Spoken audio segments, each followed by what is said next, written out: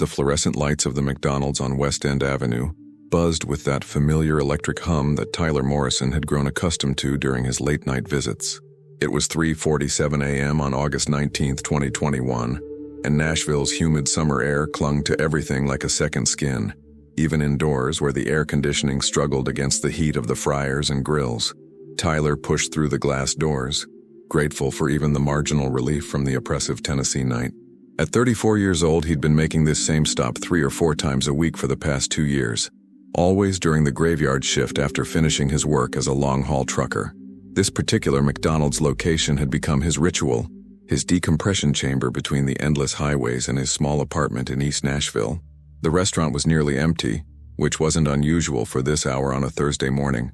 A couple sat in the far corner, hunched over their phones, and a homeless man Tyler recognized from previous visits occupied a booth near the windows, nursing what was probably his 3rd cup of coffee. The smell of French fries and sanitizer mingled in the air, creating that distinct fast food perfume that somehow managed to be both appetizing and slightly nauseating at the same time. Behind the counter, a young employee Tyler didn't recognize, probably 19 or 20, with tired eyes and a name tag that read, Marcus, stood ready to take his order. Tyler noticed immediately that the usual night manager, Jennifer, wasn't visible in her customary position near the drive-through window, where she typically orchestrated the overnight operations with military precision. Large black coffee and 2 McDoubles, Tyler said, pulling out his wallet. His voice carried the raspy quality of someone who'd been driving for 12 hours straight, hauling furniture from Atlanta back to Nashville. Marcus nodded silently, punching the order into the register with mechanical efficiency. The transaction completed, Tyler stepped aside to wait, his eyes scanning the restaurant out of habit. Something felt slightly off, though he couldn't immediately identify what. The atmosphere seemed heavier somehow, the usual late-night energy replaced by an undercurrent of tension he couldn't quite place. As he waited, Tyler's gaze drifted toward the hallway that led to the restrooms. The lights back there seemed dimmer than usual, and he made a mental note to use the facilities before getting back on the road. His bladder had been protesting for the last 30 miles, but he'd pushed through, knowing this stop was coming. Order up, Marcus called out, his voice flat and emotionless. Tyler grabbed his food and coffee, then headed toward the restroom hallway before settling in to eat. The corridor was indeed darker than normal. One of the overhead fluorescent fixtures was out, creating shadows that stretched across the tile floor like reaching fingers. Tyler pushed open the door marked Men with his shoulder, balancing his coffee in one hand. The smell hit him first. It wasn't the typical restroom odor he'd expected. This was something else. Metallic, sharp, organic. Tyler's nose wrinkled as he stepped inside, letting the door swing shut behind him. The fluorescent light above the sinks flickered erratically, casting the small room in alternating brightness and shadow. That's when he saw it. Dark streaks on the white tile floor, leading from under the partition of the last stall toward the sinks. At first, his tired brain tried to rationalize it. Someone had spilled soda, maybe dropped food. Perhaps there'd been a nosebleed. But as Tyler moved closer, his trucker's instincts, honed by years of staying alert on dangerous highways, began screaming that something was very wrong. The streaks were too dark, too thick, and they glistened under the flickering light with a consistency that made Tyler's stomach clench. He set his coffee down on the sink counter with a trembling hand, his heart rate accelerating as recognition forced its way through his denial. Blood. That was blood. Jesus Christ, Tyler whispered, his voice barely audible over the humming ventilation fan. He should leave. He should walk out right now and get Marcus or call 911. Every rational thought in his head screamed at him to exit the restroom immediately. But something else, curiosity, disbelief, or perhaps the human compulsion to confirm the unthinkable, propelled him forward. Tyler approached the last stall slowly, his work boots making soft squeaking sounds on the tile. The blood trail led directly under the partition, and he could now see that the stall door was closed but not locked. It hung slightly ajar, moving almost imperceptibly with the air circulation. His hand shook as he reached out and pushed the door open. The hinges creaked, a sound that seemed impossibly loud in the confined space. Tyler's eyes needed a moment to process what they were seeing, his brain refusing to accept the image even as it burned itself into his memory with perfect, horrifying clarity. A woman's body was slumped against the toilet, partially propped up but clearly positioned in a way that suggested someone had tried to conceal her. Her McDonald's uniform, The same red and yellow polo shirt Tyler had seen Jennifer wearing countless times was soaked with blood, so saturated that the colors were barely distinguishable. Her head tilted at an unnatural angle, dark hair matted and sticking to her face and neck. But it was her neck that Tyler couldn't look away from. Multiple wounds gaped open across her throat and upper chest, deep lacerations that had clearly been the source of the massive blood loss. Her skin, what Tyler could see of it, had taken on a waxy, grayish pallor that spoke of death having occurred hours ago. Her eyes were half open, staring at nothing, and her right hand rested in her lap while her left hung limply at her side. Tyler stumbled backward, his hip hitting the sink counter and knocking his coffee over. The hot liquid splashed across the tile, mixing with the blood in a grotesque marbling pattern. His breath came in short, rapid gasps as panic seized his chest like a vice. "Oh God, oh God, oh God," he repeated, fumbling for his phone in his pocket. His hands shook so badly he nearly dropped the device twice before managing to unlock it. Tyler's fingers, usually so steady on a steering wheel for hours at a time, could barely manage to dial 911. The phone rang once, twice, 3 times, each ring feeling like an eternity.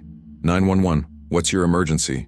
The operator's calm, professional voice seemed to come from another world, a normal world where people weren't slumped dead in fast food restaurant bathrooms. "I'm at the McDonald's on West End Avenue," Tyler said, his voice cracking.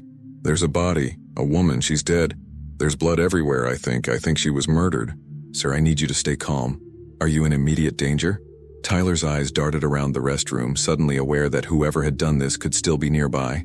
The realization sent ice water through his veins. "I don't know, I don't think so. I'm in the bathroom, she's in the bathroom, I just found her." "Okay, sir. I'm dispatching officers to your location right now. I need you to exit the bathroom carefully and wait in a public area of the restaurant. Do not touch anything else. Can you do that?" Tyler nodded, then realized the operator couldn't see him. Yes, I can do that." He backed toward the door, unable to take his eyes off the stall where Jennifer's body remained. His mind raced with questions. How long had she been there?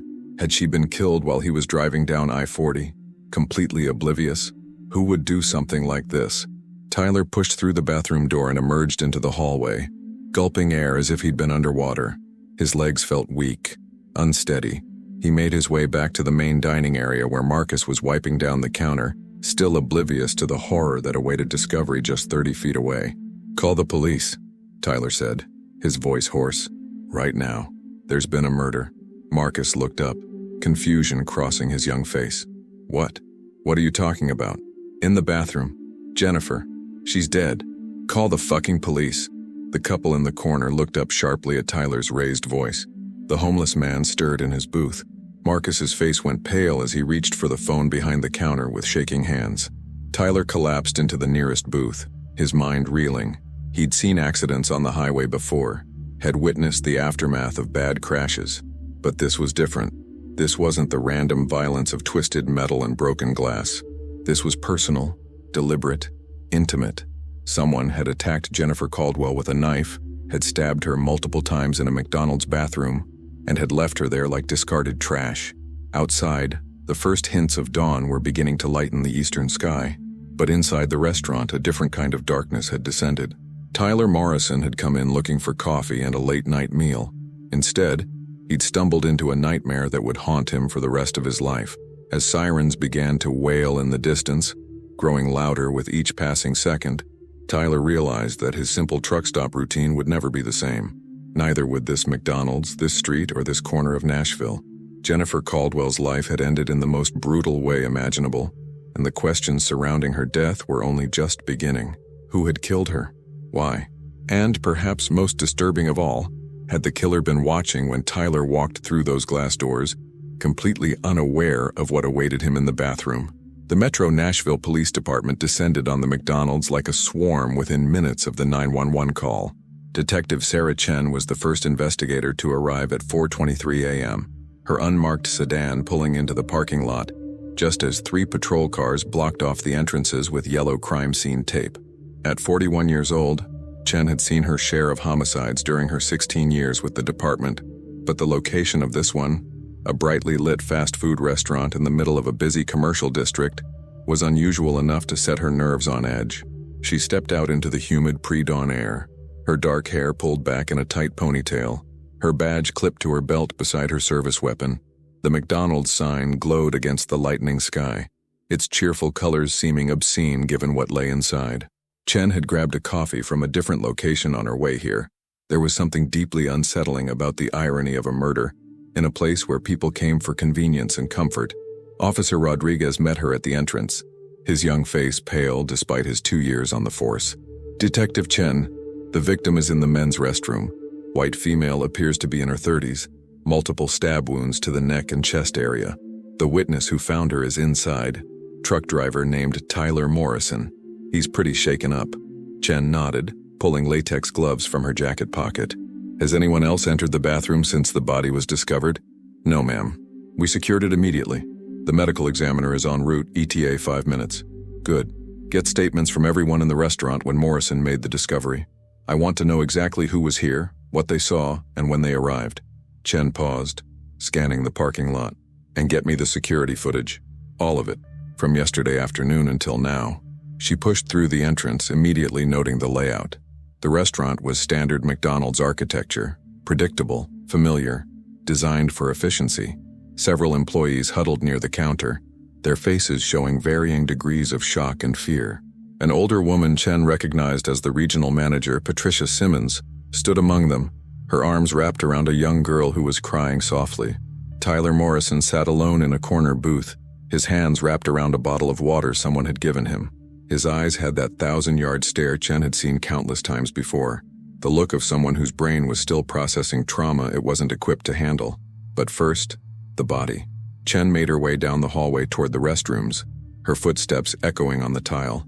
Another officer stood guard outside the men's room and he nodded respectfully as she approached. "It's bad, Detective. They always are," Chen replied, pushing the door open.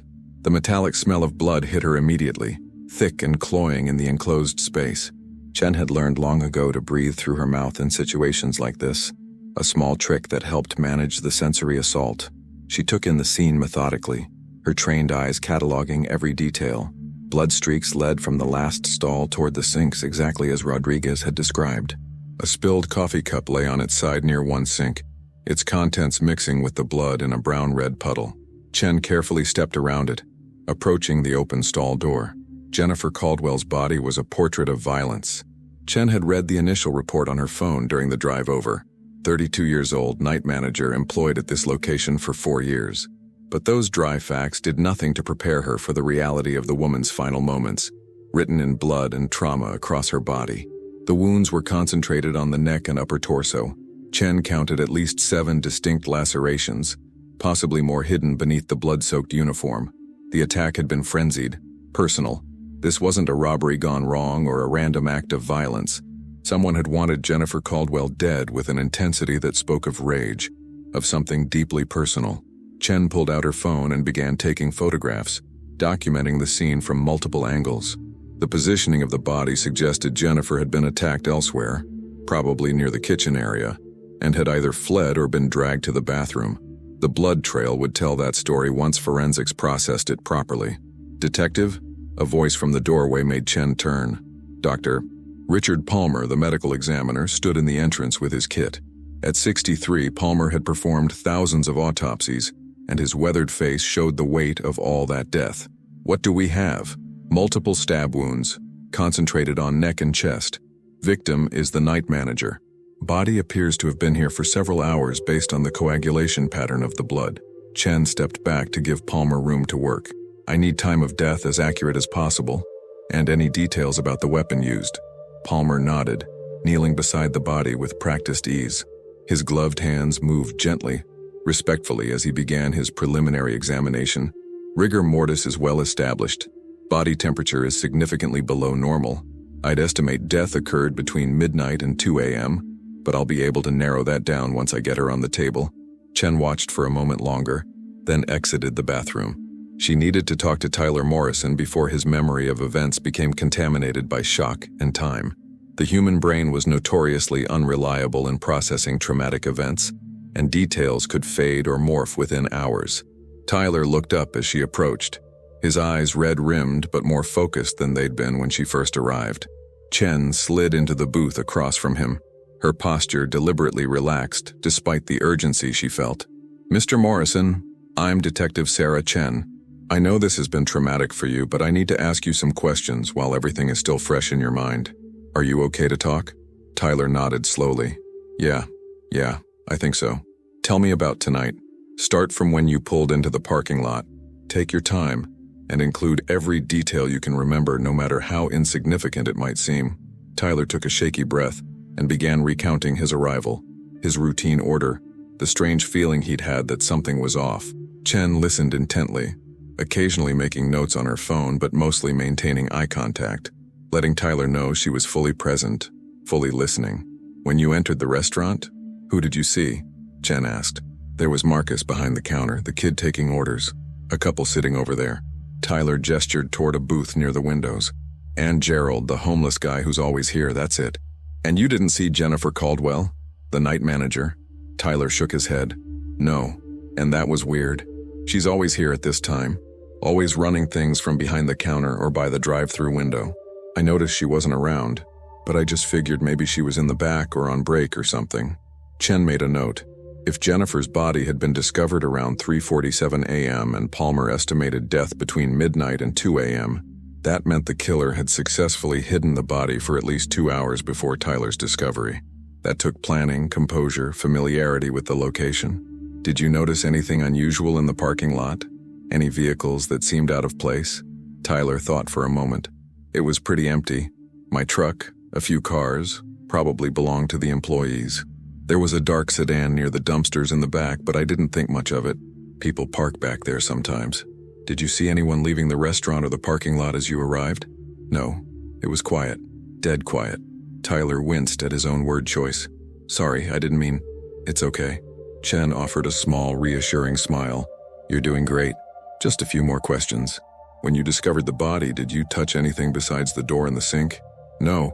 I mean, I knocked over my coffee, but that was it. As soon as I saw her, I backed out and called 911. Chen nodded. Tyler Morrison's account was consistent, detailed, and most importantly, he had no apparent motive or connection to the victim beyond being a regular customer. Still, she'd need to verify his alibi and run a background check, standard procedure. Thank you, Mr. Morrison. Officer Rodriguez will take your full written statement. We'll need you to stay available over the next few days in case we have follow-up questions. As Tyler was led away by Rodriguez, Chen turned her attention to Patricia Simmons, the regional manager. The older woman had composed herself somewhat, though her hands still trembled as she clutched a tissue. Ms. Simmons, I need to ask you about Jennifer Caldwell's employment here. Specifically, were there any problems with other employees? Any conflicts or tensions you were aware of? Patricia's face crumpled slightly. Jennifer was a good manager, firm but fair. She ran a tight ship, especially on the night shift, but... She hesitated. But what? Chen pressed gently. There was an incident earlier tonight. Yesterday evening, technically. Around 8 p.m. Jennifer had to send one of her employees home early. Chen's instincts sharpened. Which employee? Michelle Bradford. She's worked here about 8 months. Jennifer called me around 8:15 to report that Michelle had been making mistakes all evening. Getting orders wrong, moving too slowly, talking back to customers. Jennifer documented it all and sent her home for the night. She said Michelle was upset, angry even, but I never thought. Patricia's voice trailed off into silence. I need Michelle Bradford's full employee file, her home address, and her phone number. Right now. Chen's tone left no room for negotiation. While Patricia hurried to retrieve the information from the manager's office, Chen pulled out her phone and called the precinct. This is Chen. I need a bolo on a Michelle Bradford, female employee at the West End McDonald's. Consider her a person of interest in a homicide. Get me her vehicle information and last known address, and I want a unit sitting on her place within 10 minutes. As she ended the call, Chen's mind was already racing through the possibilities. An employee sent home in disgrace, angry and humiliated, returning hours later for revenge.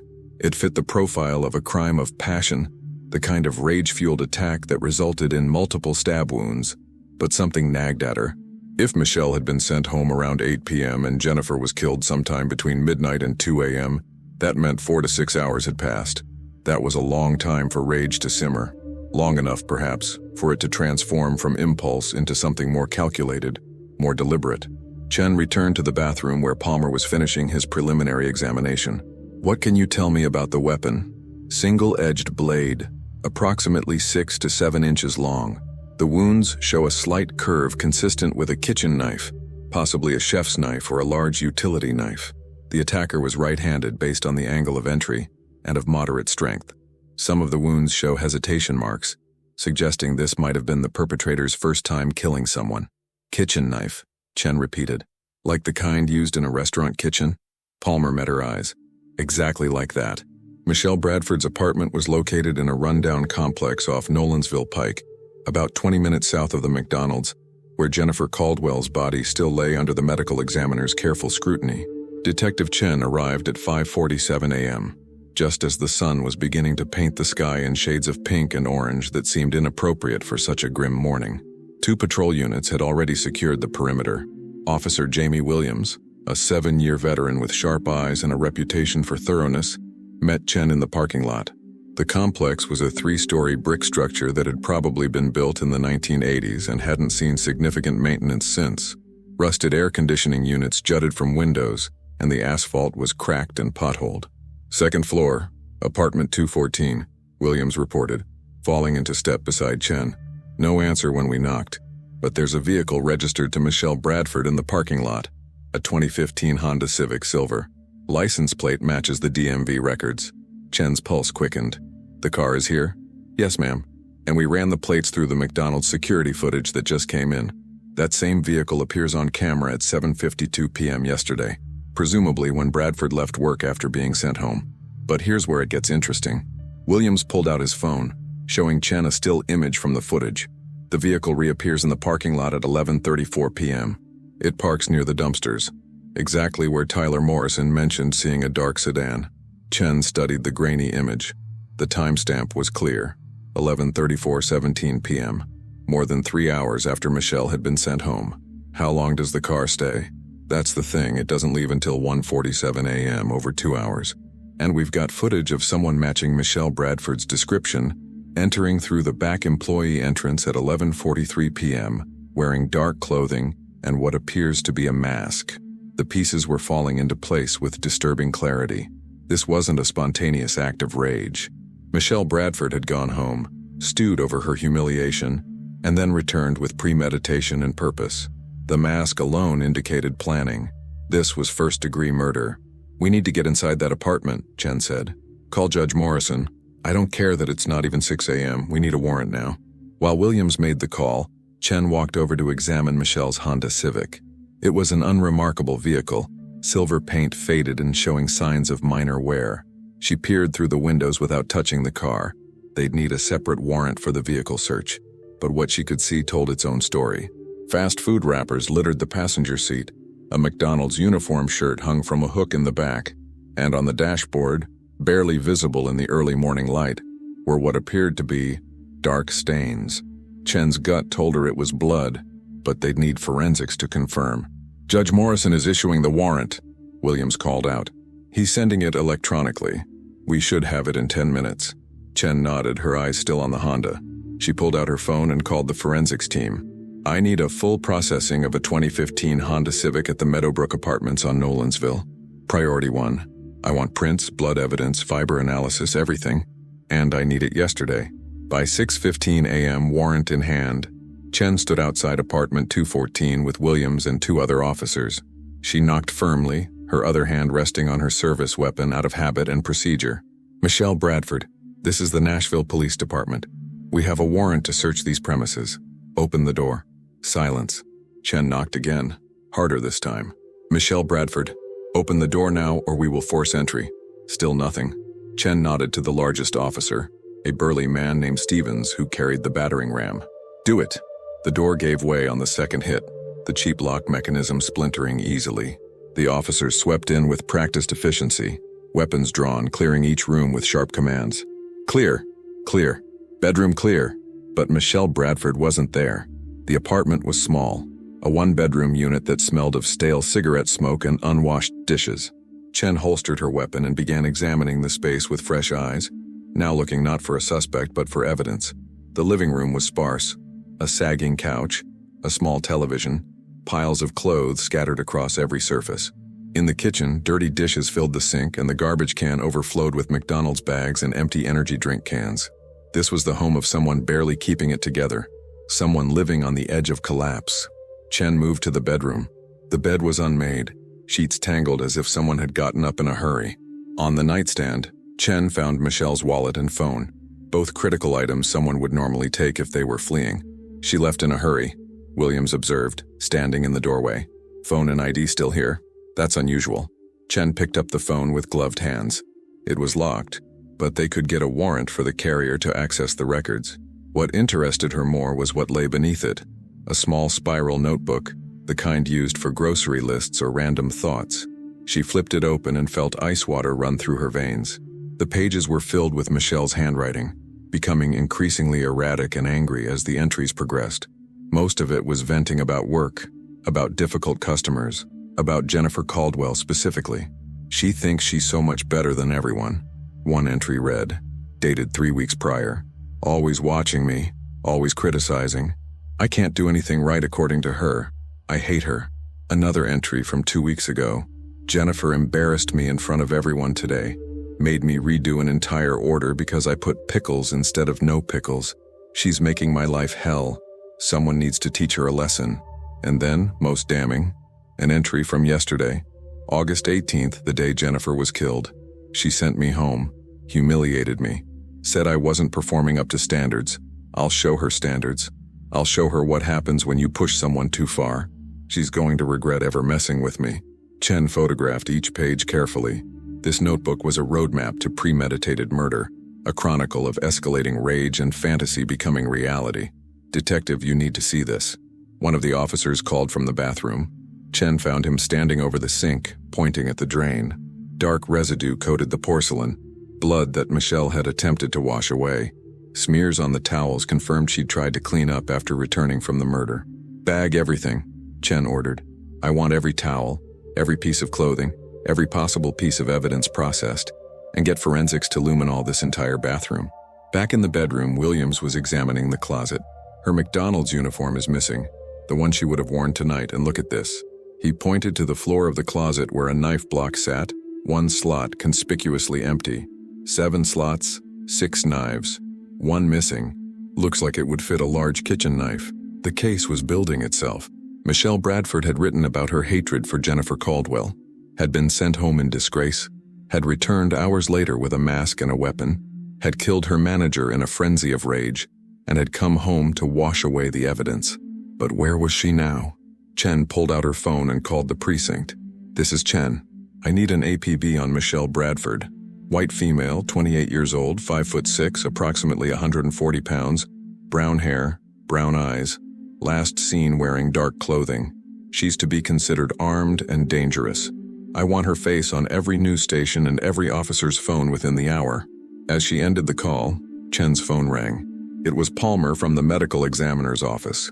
Sarah, I've got preliminary results you need to hear. The weapon used on Jennifer Caldwell was consistent with a 7-inch chef's knife, the kind commonly found in restaurant kitchens. But I also found defensive wounds on the victim's hands and arms. She fought back. There's going to be foreign DNA under her fingernails, possibly skin cells from her attacker. How long for DNA processing? Rush job? 48 hours for preliminary results. But Sarah, there's something else. The attack pattern suggests the killer struck from behind initially. Then Jennifer turned and tried to fight. The fatal wound was the last one, a deep puncture to the carotid artery. After that, the killer would have been covered in blood spatter. Chen thought about the stains in Michelle's car, the blood residue in her apartment sink. Palmer, I'm sending you evidence from a suspect's apartment and vehicle. I need you to compare the blood evidence to the victim. I'll prioritize it.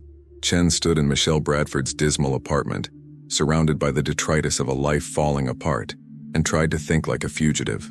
Michelle had left her phone and wallet behind, which meant she either wasn't thinking clearly or she was trying to avoid being tracked. But she'd taken her car, or at least driven it back here before disappearing. Where would you go? Chen muttered to herself. Williams overheard. If I'd just committed murder and knew the police would be looking for me, I'd try to get as far away as possible, maybe head for the state line, find somewhere to hide until I could figure out my next move. But Chen wasn't so sure. Michelle's notebook entries painted a picture of someone who felt cornered, persecuted, pushed to a breaking point. People in that mental state often didn't think logically about escape. They thought about vindication, about being understood, about making sure their story was heard. "Get me everything we have on Michelle Bradford," Chen said. "Family, friends, previous addresses, social media, everything. I want to know every place she might go, every person she might reach out to." As the officers continued processing the apartment, Chen stepped outside into the brightening morning. The sun was fully up now, and the complex was starting to come alive with residents heading to work or school. Normal people living normal lives, completely unaware that a murderer had been living among them. Chen's phone buzzed with a text from Patricia Simmons, the regional manager. "Media is showing up at the restaurant. What should I tell them?" The case was about to go public in a major way. A murder at McDonald's would be national news within hours. The pressure to find Michelle Bradford before she struck again, or harmed herself, was mounting. Chen texted back, "Tell them nothing. Refer all media to MNPD Public Affairs." She looked out over the parking lot, at Michelle's silver Honda still sitting there like a silent witness to the night's horror. Somewhere out there, Michelle Bradford was on the run, carrying the weight of what she'd done. The question was whether they'd find her before desperation drove her to do something even more catastrophic. Chen's instincts, honed by 16 years of hunting killers, told her they were running out of time. Michelle Bradford was coming apart, and people who were coming apart were at their most dangerous. The hunt was on. By 9:30 a.m., the McDonald's on West End Avenue had transformed into a media circus. News vans from every major Nashville station lined the street, their satellite dishes pointed skyward like mechanical flowers seeking the sun. Reporters stood in front of the yellow crime scene tape, delivering breathless updates to morning news audiences across Tennessee and beyond. The story had already been picked up by CNN and Fox News. "Murder at McDonald's," made for a compelling headline that practically wrote itself. Detective Sarah Chen stood in the precinct's conference room, watching the coverage on mute while her team assembled around the table. She'd been awake for over 24 hours now, sustained by coffee and adrenaline, but there was no time to rest. Michelle Bradford had been missing for at least 7 hours, and every minute increased the radius of where she might have fled. "All right, let's go through what we know," Chen said, commanding the room's attention. She moved to the whiteboard where crime scene photos had been posted alongside Michelle Bradford's DMV photo and known associates. At approximately 8 p.m. yesterday evening, Jennifer Caldwell sent Michelle Bradford home from work after documented performance issues. Michelle left the premises at 7:52 p.m., drove to her apartment, and then returned to the McDonald's at 11:34 p.m. Detective Marcus Webb, Chen's partner of 5 years, picked up the narrative. Webb was a thoughtful investigator in his late 40s, with graying hair and reading glasses that he constantly pushed up his nose. Security footage shows Michelle entering through the employee entrance at 11:43 p.m., wearing dark clothing, a baseball cap, and what appears to be a surgical mask. She's carrying what could be a knife concealed in her jacket. Chen clicked a remote, and the conference room screen displayed a grainy but clear image of a figure matching Michelle's description. She knew the layout, knew the security camera positions. She was careful to keep her head down, but we got enough facial features to confirm identity through recognition software. 94% match. "What about inside the restaurant?" asked Officer Rodriguez, who had been first on scene. Webb pulled up interior footage. "This is where it gets disturbing." Jennifer Caldwell was in the kitchen area doing inventory. Michelle approaches from behind. There's a brief conversation. We can see Jennifer turn around, recognize Michelle, and her body language suggests surprise. Then Michelle pulls the knife. The room fell silent as they watched the attack unfold in grainy, time-stamped horror. Even on the silent security feed, the violence was evident. Jennifer raised her hands defensively, tried to back away, but Michelle pursued with the knife. The struggle lasted approximately 45 seconds before Jennifer collapsed. Jennifer managed to wound Michelle during the fight, Chen added. "We found Michelle's blood at the scene mixed with the victim's. Dr. Palmer confirmed defensive wounds on Jennifer's hands, and we recovered skin cells from under her fingernails. The DNA will conclusively link Michelle to the murder." "Where did the attack happen specifically?" Rodriguez asked. "Kitchen prep area near the walk-in freezer. After Jennifer collapsed, Michelle dragged her body to the men's restroom. You can see it here." Webb fast-forwarded the footage. She's struggling with the weight. Takes her almost 3 minutes to get the body positioned in the stall. Then she attempts to clean up the blood trail with paper towels and cleaning supplies from the janitorial closet. Chen studied the footage. Michelle's movements showed a strange combination of panic and purpose. She was clearly distressed.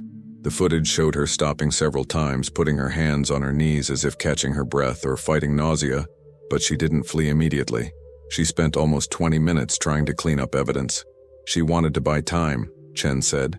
She knew the body would eventually be discovered, but she was trying to delay it, maybe hoping to make it through the rest of the night shift and have the morning crew find Jennifer instead. Except Tyler Morrison needed to use the bathroom, Webb added. Chen nodded. Michelle left the restaurant at 12:47 a.m. through the same employee entrance. She returned to her vehicle and sat there for exactly 1 hour. We can see her in the car on the parking lot cameras, just sitting. At 1:47 a.m. she drives away. An hour? Rodriguez frowned. What was she doing? Processing what she'd done, most likely, Chen said. The reality of it hitting her. Or possibly she was injured and trying to assess the wound. The medical examiner confirmed Michelle would have been cut during the struggle. Jennifer fought back hard. Webb brought up a map of Nashville on the screen. Michelle's car was tracked by traffic cameras heading south on Nolensville Pike at 1:53 a.m. It appears at her apartment complex at 2:08 a.m. Then nothing. No further traffic camera hits, no credit card usage, no phone activity. Her phone and wallet were left at the apartment, Chen reminded them, which suggests either extreme panic or a deliberate attempt to avoid being tracked. We've got forensics processing her car and apartment now. Blood evidence in both locations preliminarily matches the victim. A young analyst named Rebecca Santos spoke up from the end of the table. I've been going through Michelle Bradford's social media and employment history. She's worked at 6 different restaurants in the past 3 years. Each time she left under difficult circumstances. Conflicts with managers or coworkers, performance issues, at least one previous firing. Pattern of behavior, Chen said. She doesn't handle authority well, personalizes criticism, sees herself as a victim. Santos pulled up Facebook screenshots on the screen. Her social media shows increasing isolation and paranoia. Posts about people having it out for her. Complaints about unfair treatment, venting about coworkers, but nothing that explicitly threatened violence until Santos clicked to a post from 3 days ago. The post made Chen's blood run cold. Sometimes people need to learn that there are consequences for treating others like garbage. Everyone has a breaking point. Everyone. Did anyone report this? Chen asked. Santos shook her head. It only had 2 likes, both from people who don't appear to know her personally. It got lost in the noise of social media. Webb leaned forward. What about family? Someone she might reach out to? Mother deceased, father estranged and living in Florida. One sister, Amanda Bradford, lives in Murfreesboro. We've got a unit sitting on her house, but no sign of Michelle. The sister claims she hasn't heard from Michelle in 6 months. Apparently they had a falling out. Friends? Chen asked. That's where it gets interesting. Santos pulled up phone records. Michelle's phone shows very few outgoing calls in the past month, mostly just work-related contacts. But there's one number that appears frequently, a man named Derek Phillips. They met on a dating app 3 months ago. Chen felt her instincts sharpen. Where is Derek Phillips now? He lives in East Nashville, works as a mechanic at a shop on Gallatin Pike. We called his workplace. He called in sick this morning, hasn't shown up. The room went quiet as the implications sank in. Chen grabbed her jacket. Webb, you're with me. Santos, I want everything you can find on Derek Phillips. Criminal history, vehicle registration, known addresses, everything. Rodriguez, coordinate with patrol. I want units ready to move as soon as we have a location. 20 minutes later, Chen and Webb pulled up to a small house on Woodland Street in East Nashville. The neighborhood was a mix of renovated bungalows and homes still showing their age. Tree-lined streets where young professionals lived alongside families who'd been there for generations. Derek Phillips's address was a modest rental, a white house with peeling paint and an overgrown lawn. A 2008 Ford F-150 sat in the driveway, registered to Derek Phillips according to the DMV records Santos had pulled up. He's home, Webb observed, his hand resting on his weapon as they approached the door. Chen knocked firmly. Derek Phillips, Nashville Police. We need to speak with you. Movement inside, footsteps, the sound of someone approaching the door. Then it opened to reveal a man in his early 30s, disheveled and unshaven, wearing a stained white t-shirt and jeans. His eyes were red-rimmed either from crying or lack of sleep. Derek Phillips? Chen showed her badge. I'm Detective Chen, this is Detective Webb. We need to ask you some questions about Michelle Bradford. Derek's face crumpled. I knew you'd come. I've been watching the news. I can't believe she actually did it. I tried to talk her out of it, I swear to God I tried. Chen's pulse quickened. Mr. Phillips, are you saying you had prior knowledge of Michelle Bradford's intention to harm Jennifer Caldwell? Can we come inside? Webb asked, his tone carefully neutral. Derek stepped back, allowing them entry. The interior of the house matched the exterior, poorly maintained, cluttered with beer bottles and takeout containers. They moved to a small living room where Derek collapsed onto a couch, his head in his hands. Start from the beginning, Chen said, sitting across from him. When did Michelle tell you what she was planning? Yesterday afternoon. She called me around 6, absolutely furious. She'd just gotten written up at work again. Said her manager was out to get her, that Jennifer was making her life hell. Derek's voice shook. Michelle has these episodes sometimes where she gets really dark, really angry. Usually she calms down after venting, but yesterday was different. Different how? Webb prompted, his notebook out.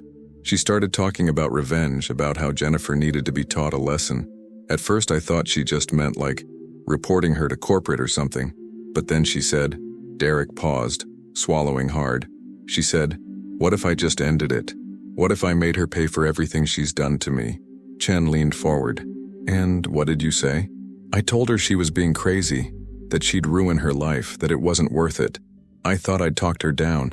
She said I was right, that she was just upset and blowing off steam. When she called me again around midnight, I figured she'd calm down and wanted to talk more. Derek's voice broke. Instead, she was crying, hyperventilating. She said she'd done something terrible, that she couldn't take it back. Did she tell you she'd killed Jennifer Caldwell? Chen asked directly. Derek nodded miserably. Not in those exact words at first. She just kept saying, it happened, I couldn't stop myself. But I knew. I fucking knew what she meant. I asked her straight out if she'd hurt Jennifer and she started sobbing and said yes. What time was this call? Webb asked.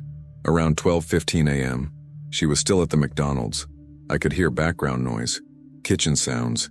I begged her to call the police, to turn herself in. She just kept crying and saying she'd ruined everything. Chen's mind raced.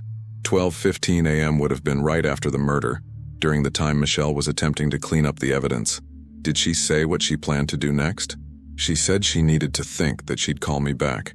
The next call came around 2:30 in the morning. She was at her apartment then. She sounded different, calmer, but in a scary way. She said she couldn't go to prison, that she wouldn't survive it. She said she needed to disappear. Did she tell you where she was going? Chen pressed. Derek shook his head. No, and I asked. I told her running would only make things worse. She said. He paused, his face pale. She said she had a place where no one would find her, somewhere she could think about what to do next. And you didn't call the police? Webb's tone carried an edge of judgment. I almost did, like 20 times. But she's my girlfriend, or was, or I don't know what we were. Oh no. I thought maybe I could convince her to turn herself in, to do the right thing. I didn't think she'd actually run. Derek looked at Chen with desperate eyes. You have to believe me. If I'd known for sure what she was going to do, I would have stopped her. Chen believed him. Derek Phillips was guilty of poor judgment and misguided loyalty, but not of being an accomplice. Has Michelle contacted you since 2:30 this morning? No, nothing. I've been calling her phone, but it goes straight to voicemail. Because she left it at her apartment, Webb said. Derek looked confused. She left her phone? That doesn't make sense. Michelle never goes anywhere without her phone. Unless she didn't want to be tracked, Chen thought. Mr. Phillips, I need you to think very carefully. Michelle said she had a place where no one would find her. Did she ever mention anywhere specific? A cabin, a friend's house, anywhere she felt safe? Derek was quiet for a long moment, clearly struggling to remember. Then his eyes widened slightly. Wait, there was this one time, maybe a month ago, we were driving around after a fight she'd had with Jennifer. She took me past this old motel on Dickerson Pike. You know that area, kind of run down? Lots of cheap weekly rentals? Chen knew it well. Dickerson Pike was a stretch of North Nashville known for budget motels, pawn shops, and a fair amount of drug activity. It was exactly the kind of place someone could disappear if they wanted to. Michelle pointed out this particular motel, the Starlight Inn, I think it was called. She said she'd stayed there for a couple weeks after her last breakup, said nobody asked questions and you could pay cash. She said it was like being invisible. Chen was already on her feet. Webb, call it in. I want units at the Starlight Inn now. Plain clothes, no sirens. If Michelle is there, I don't want her spooked into doing something desperate. As Webb made the call, Chen turned back to Derek. "If Michelle contacts you, you call me immediately. Do you understand? Her life may depend on it." She handed him her card. Derek nodded, his face a mask of guilt and fear. "Is she going to be okay?" Chen didn't answer because she couldn't give him the reassurance he wanted.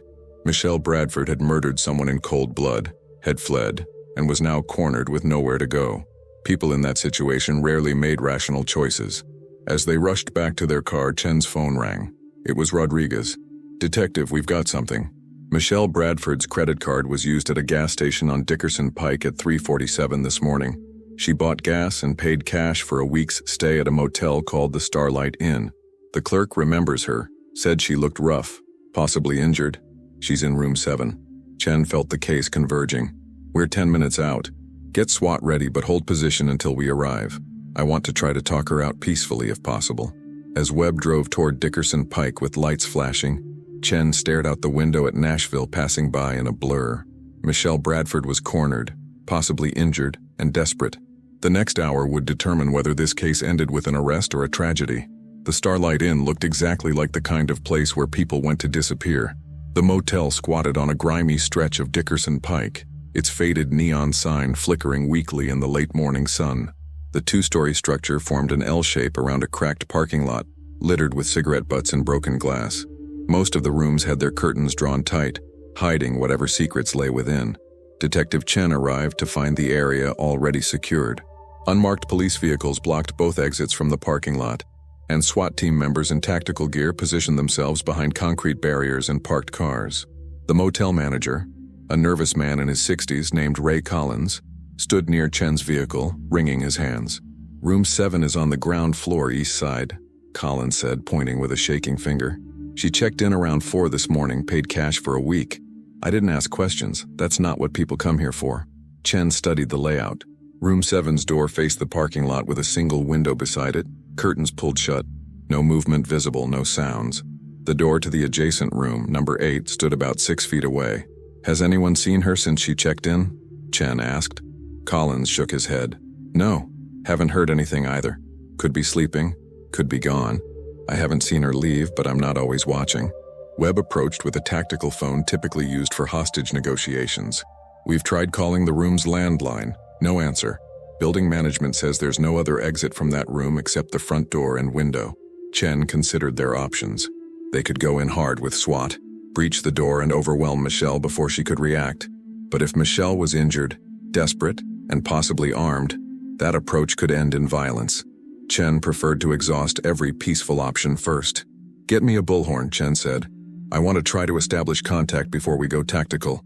5 minutes later, Chen stood behind an unmarked car 30 feet from room 7, bullhorn in hand. The SWAT team had their weapons trained on the door, ready to move on her signal. The morning had grown hot, humidity making Chen's shirt stick to her back beneath her Kevlar vest. "Michelle Bradford, this is Detective Sarah Chen with the Nashville Police Department. We know you're in room 7. We need you to come out with your hands visible. No one needs to get hurt today." Silence. The curtain didn't move. No response. "Michelle, I know you're scared. I know you feel trapped. But running isn't going to solve this. The best thing you can do right now is come out and talk to us." Still nothing. Chen tried a different approach. "Michelle, Derek told us about your conversation last night. He told us you didn't plan this, that you were pushed to a breaking point. We want to hear your side of the story. We want to understand what happened." A long moment passed. Then, barely audible, a voice came from inside the room. "Go away." Chen felt a surge of relief. Michelle was alive and conscious. "I can't do that, Michelle. You know I can't. But I can promise you this. If you come out peacefully, no one will hurt you. You have my word. My life is over." Michelle's voice was thick with emotion, muffled by the door and distance. "I've lost everything. Your life isn't over. You're 28 years old. What happened last night doesn't define your entire future." Chen knew she was stretching the truth. Michelle faced first-degree murder charges, but her priority right now was getting her out safely. "But if you make us come in there, if anyone gets hurt, then you really will have no options left."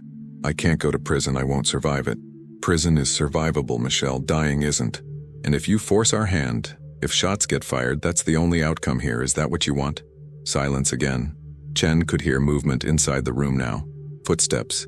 Something being dragged. Her instincts screamed warning. Michelle, what are you doing in there? Talk to me. I'm sorry. Michelle's voice cracked. I'm sorry for everything. Tell Derek I'm sorry. Tell my sister. Michelle, no. Chen dropped the bullhorn and started moving toward the door. SWAT, with me.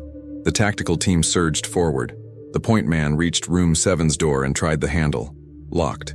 He stepped back and the breacher moved in with the battering ram. One hit and the door flew inward, officers flooding into the darkened room with weapons raised and flashlights cutting through the gloom. Clear right. Bathroom clear. We've got her. Chen pushed through into the room, her heart pounding. The space was tiny. A bed, a small table, a bathroom barely big enough to turn around in. Michelle Bradford sat on the floor between the bed and the far wall, her back against the faded wallpaper. A knife clutched in her right hand pressed against her own throat. Stay back, Michelle screamed, pressing the blade harder. A thin line of blood appeared where the edge met skin. I'll do it. I swear to God I'll do it. Chen held up both hands, signaling the SWAT team to hold position. Michelle, put the knife down, please. This doesn't have to end this way. Michelle was a mess. Her dark hair hung in greasy tangles around her face. Her eyes were wild, bloodshot, pupils dilated. The McDonald's uniform she'd been wearing was gone, replaced by dirty sweatpants and a t-shirt. Chen could see bandages on Michelle's left forearm, crude wrappings stained with dried blood, the wounds Jennifer Caldwell had inflicted during their struggle. She made my life hell, Michelle said, tears streaming down her face. Every single day, nothing I did was good enough. She criticized everything, embarrassed me in front of customers, wrote me up for every tiny mistake. I couldn't take it anymore. I believe you, Chen said softly, taking one small step forward. I believe Jennifer made your work life difficult, but killing her wasn't the answer, Michelle. And killing yourself won't fix anything either. I can't take it back. God, I wish I could take it back, but I can't.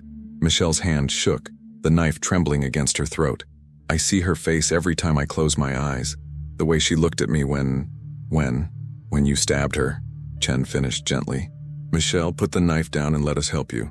Let us get you medical attention for your arm. Let us get you somewhere safe where you can process what happened. Safe? Michelle laughed bitterly. There's nowhere safe for me. Everyone's going to know what I did. Everyone's going to hate me. Maybe. Probably.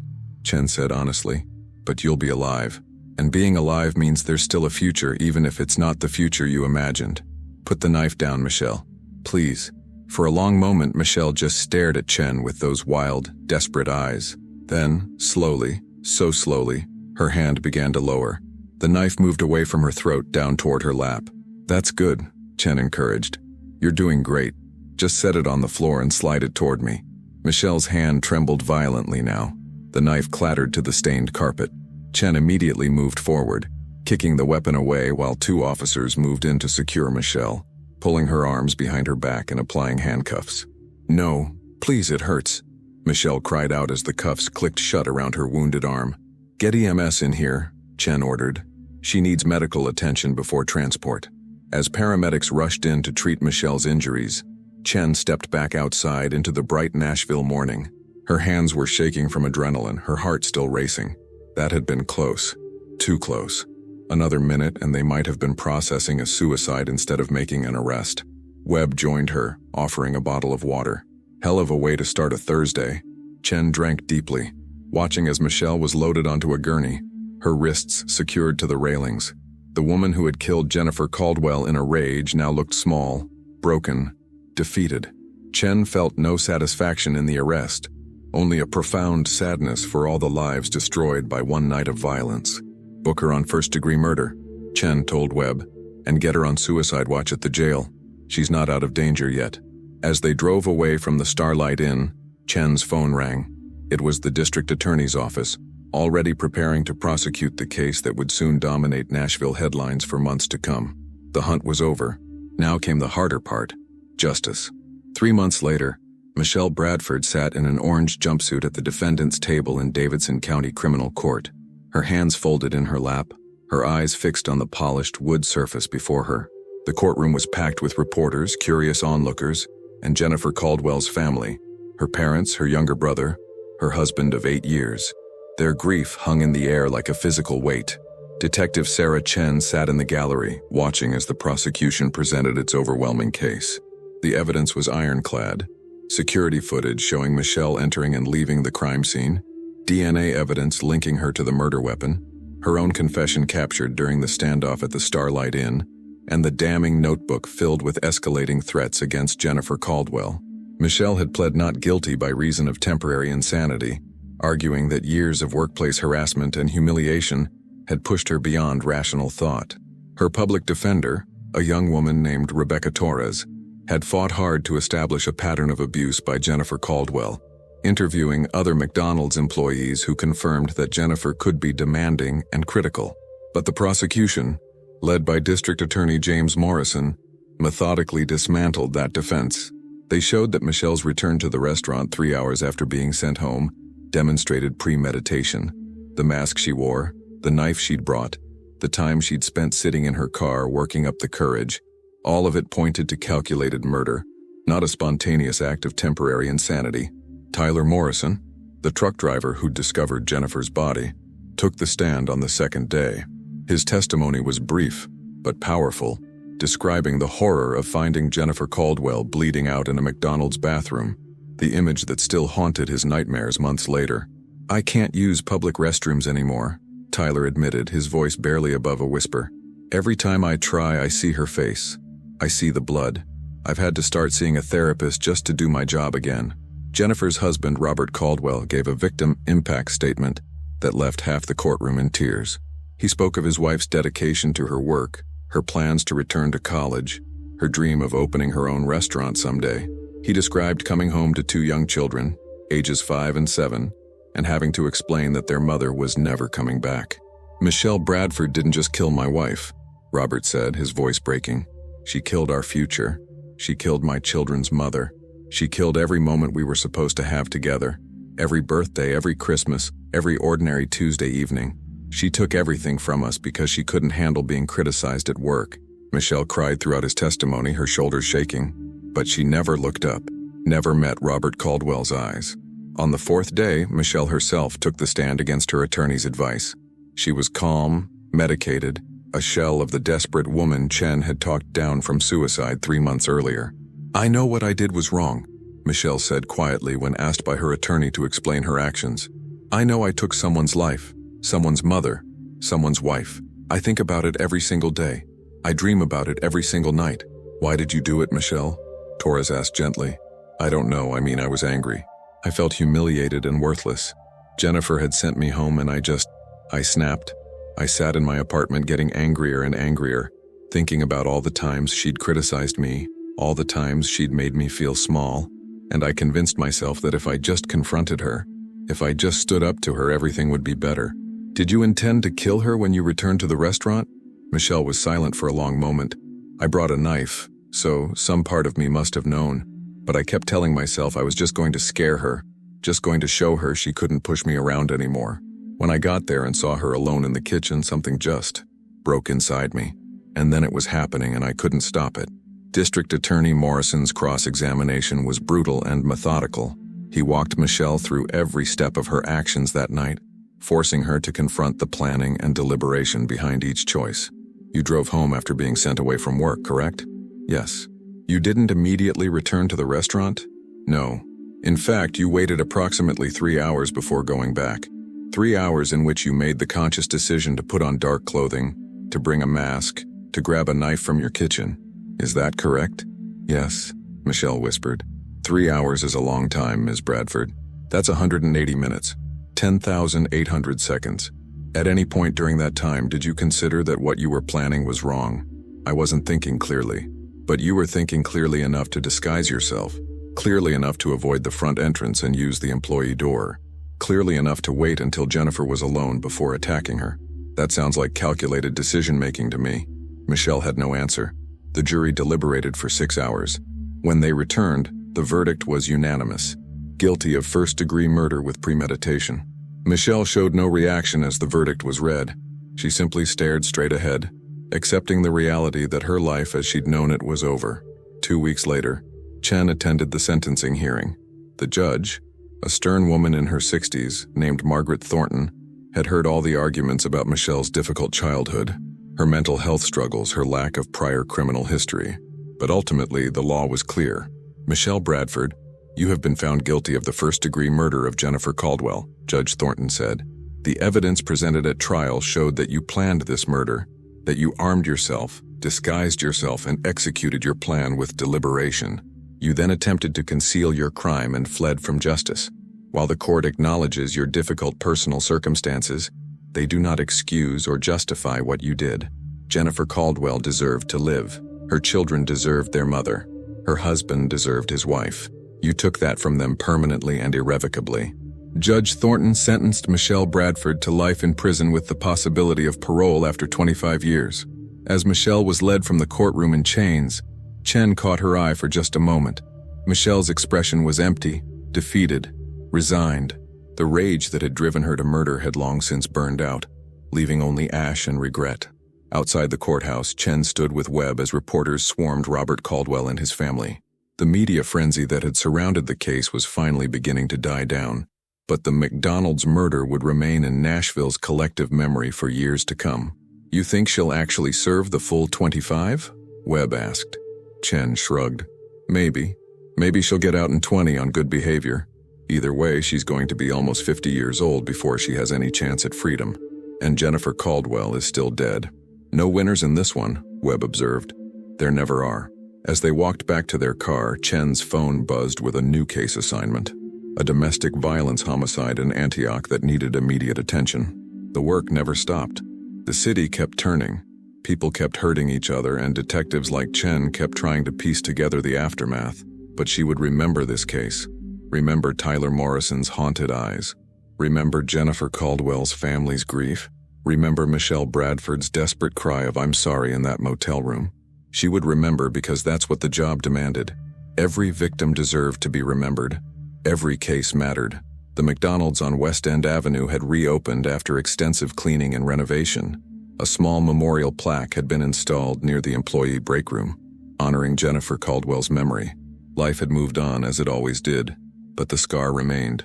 As Chen drove toward her next case, she thought about how quickly a life could change, how one night of rage, one moment of violence could destroy multiple futures. Michelle Bradford had let her anger control her, had chosen revenge over reason, and now everyone involved would pay the price forever. Justice had been served, but justice couldn't bring Jennifer back. It couldn't heal the trauma or erase the pain. It could only offer accountability, a recognition that actions had consequences and that society wouldn't tolerate such violence. The McDonald's murder case was closed, filed away in the archives of Nashville crime history. But for those who had lived through it, the investigators, the witnesses, the victims' families, and Michelle Bradford herself, it would never truly be over.